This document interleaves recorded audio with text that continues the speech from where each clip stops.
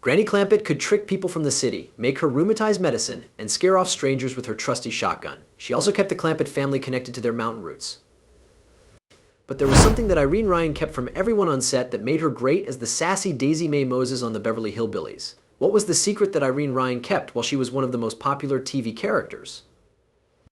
Irene's life was full of ups and downs before she became the sassy grandmother on the Beverly Hillbillies. She was always trying to get into the spotlight in the entertainment business, which was always changing.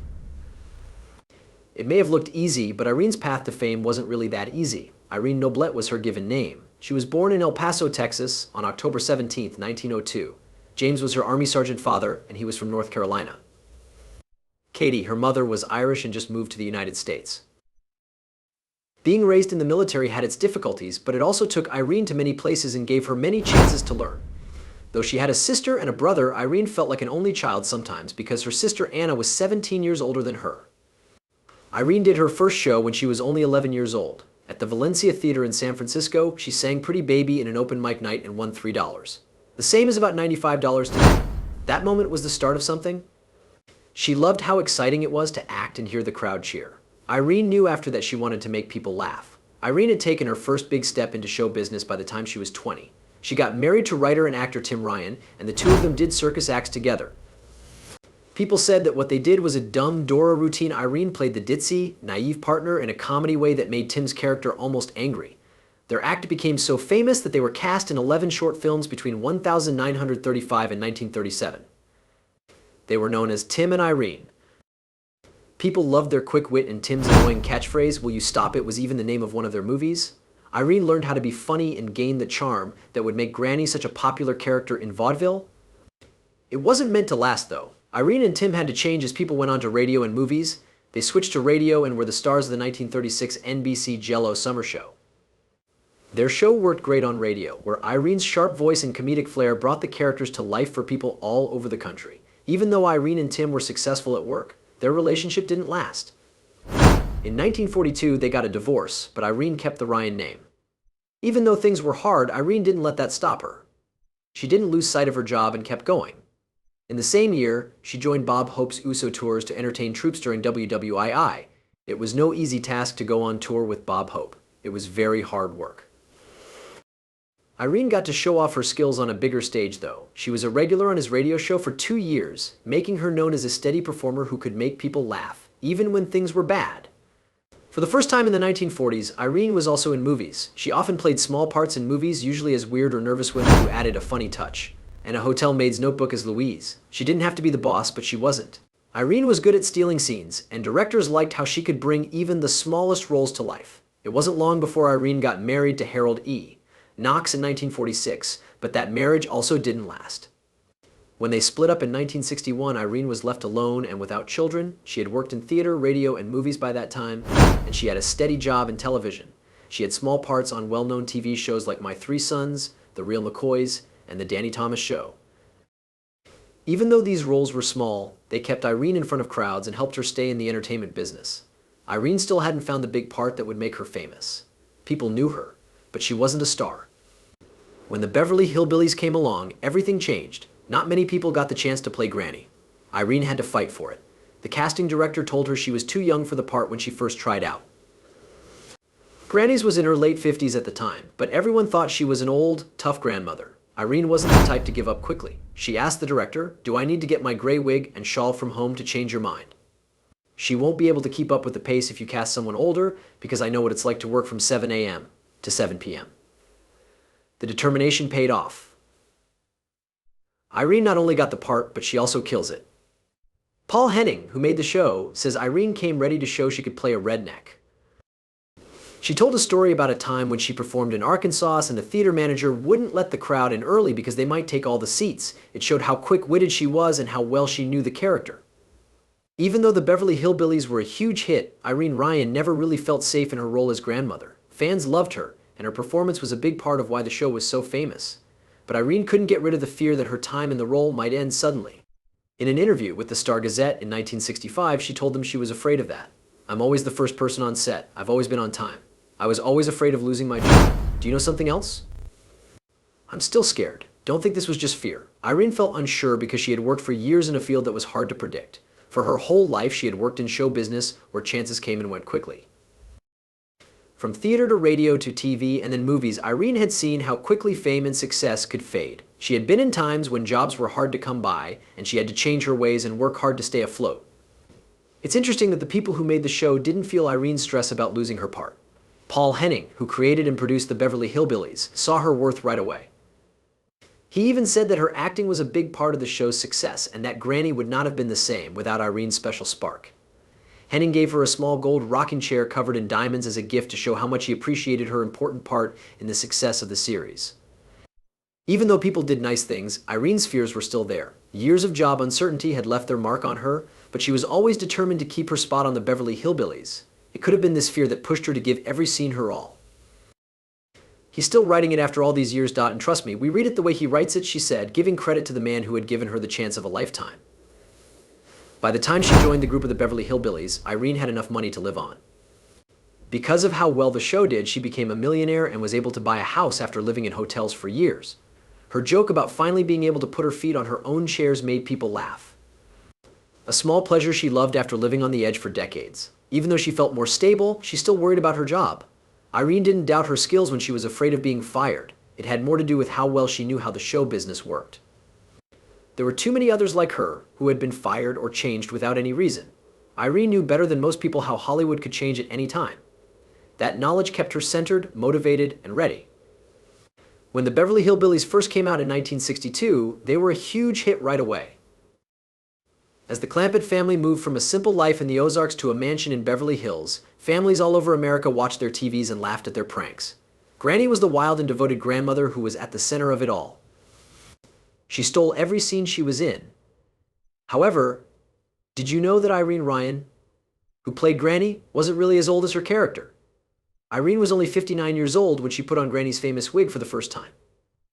Daisy Mae Moses, also known as Granny, was a tough, no-nonsense woman in her 80s who made her own rheumatism medicine and wasn't afraid to use a shotgun if she had to. Since she was Jed Clampett's mother-in-law, she was like the family grandmother. Buddy Ebsen, who played Jed, was only 5 years younger than Irene, but the way they played off of each other was wonderful. With Irene's great acting and smart makeup, no one could guess how old Granny was or how stubborn she was. The part of Granny wasn't meant to be played by Irene at first.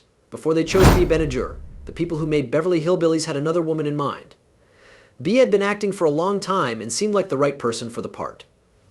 But then Irene showed up to the round. She had her hair pulled back into a tight bun, and her voice was strong and clear. And her attitude was full of the sass that would make Granny. She did a great job. Everyone in the room knew who she was by the end of her reading. Yes, even Bea Benadjour agreed and kindly stepped down. She later played Cousin Pearl. The people who made the show liked how Irene did things. She wasn't just playing, she made Granny come to life. People liked Irene because she could make them laugh, and she also gave the character a warm, sweet side. Granny wasn't just the grumpy old lady with the gun. She loved her family and looked out for them. She only wanted what was best for them. For dinner, Granny would chase raccoons. When she was trying to get Jed to marry a good mountain woman, she was always trying and meant well. Irene worked hard behind the scenes to get better at her part. To make her look older, the makeup artist put on a lot of it. Along with Granny's famous gray bun, they gave her face lines and shadows. It's hard to believe that Irene wasn't in her 80s when you watch the show.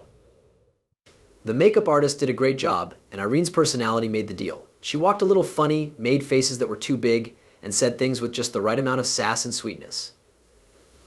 The Beverly Hillbillies became a huge hit, and Granny became a fan favorite. People watched every week to see what she would do next. She would be making possum stew one minute and fighting with Mr. Drysdale about their Beverly Hills apartment the next. Irene had great comic timing, and she could make even the silliest things seem like they could happen. Not only was Granny funny, but she was also very special. She had a strong sense of right and wrong and loved her family very much. When the Clampett family moved to Beverly Hills, Granny didn't like how their new neighbors lived a flashy, selfish life. She didn't show that she felt out of place a lot of the time. She stayed true to her mountain roots and taught her family that they should always be themselves no matter how much money they had. The mountain medicine that Granny used was another funny thing about her. She thought she was a good doctor, even though the way she did things was at best questionable. Granny's treatments were always funny, whether she used leeches to draw blood or made her own moonshine to treat everything. Even though the other characters often had doubts about her, they usually went along with her plans, which could lead to funny situations. One theme that kept coming up in the show was how angry Granny was. She wasn't afraid to say what she thought or go against what she thought was right. Granny always had a plan, whether she was fighting with Mrs. Drysdale or making plans to marry off her granddaughter Ellie Mae. Her stubbornness often got in the way of Jed's laid-back personality, but the way they interacted was part of what made the show so fun. Granny's fiery drive was balanced by Jed's calm, logical approach, which made for funny and heartwarming family moments. Her hard work paid off. Irene was nominated for 2 Emmys for her role as Granny, which made her one of the most loved characters on TV even more. Her fans couldn't get enough of her, and she became a rock star. People still think of Granny as one of the funniest and most likable television characters ever. The end of the Beverly Hillbillies in 1971 marked the end of an era for both TV and Irene Ryan. The show was dropped as part of CBS's well-known rural purge after 9 successful seasons. To attract viewers from cities, the network got rid of a lot of its rural-themed shows like Lassie, Green Acres, and Mayberry RFD. In a joke, Pat Buttram, who played Mr. Haney on Green Acres, said, "That was the year CBS canceled everything with a tree. Even Lassie Irene Ryan had both good and bad things happen. Because she played Granny, she became famous in a way that most actors can only dream of." Fans loved how tough and sweet she was as Daisy Mae Moses, and she was nominated for 2 Emmys for the part. But Irene had always been honest about how show business was hard to plan for. After the show was over, she didn't think about how it was canceled. She looked back at the stage, though, because she'd always loved it. Going back to live theater, where Irene got her start in the business, felt right. She got a part in the Broadway show Pippin soon after leaving the Beverly Hillbillies. A lot of people really liked the show that Bob Fosse put together. The best part of the show was Irene's performance as Berta, the strange grandmother. Her song was no time at all, and it always brought the house down, even though she was only on stage for 10 minutes. There were so many cheers for her that the show often ran late. The New York Times said that the cast had to wait for the cheers to stop before continuing with the show because she was so good. Irene wasn't slowing down at all, even though she was 70 years old. Even though she was only 5, she had a lot of energy and her presence filled the room. She was humble and worked hard, even though she was old and had been successful for a long time. When she was done with Pippin, she would hang out with the team backstage, where they would talk and enjoy the chaos of Broadway life. There was no doubt that she loved acting and being in the middle of the action. She was up for a Tony Award for Best Featured Actress in a musical for her part in Pippin. It was yet another honor for her amazing skills, making the reputation she built with the Beverly Hillbillies even stronger. She was proud of being nominated for the Tony, even though she didn't win it. Irene had once again shown that she was good at anything, whether it was stage, TV, or movies. Irene's time on Broadway was cut short, which was sad. She had a stroke on stage during a performance of Pippin. Because she was a hard worker, she didn't show how serious it was. She finished her act before going to the hospital. She quickly flew back to Los Angeles, but her health quickly got worse. Irene Ryan died on April 26, 1973. She was 70 years old. It was said that she died of a cancerous brain tumor and arteriosclerosis of the heart. By the time she died, she had a net worth of about $1 million, which was a lot of money for the time. This shows how successful she had been with money and how well she had managed it over the years. Irene left behind a memory that lived on after she died. An award called the Irene Ryan Acting Scholarship was made in her honor and will always remember her. The scholarship gives young artists the chance to follow their dreams in theater and entertainment. It's a proper tribute to someone whose life was spent entertaining people and giving them hope. There are also people who remember the Beverly Hillbillies.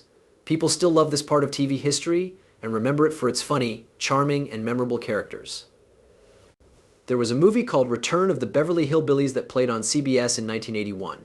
It was supposed to bring back memories of the first show, but it wasn't quite the same. People really missed Irene, and the movie had a hard time capturing the magic of the show without her.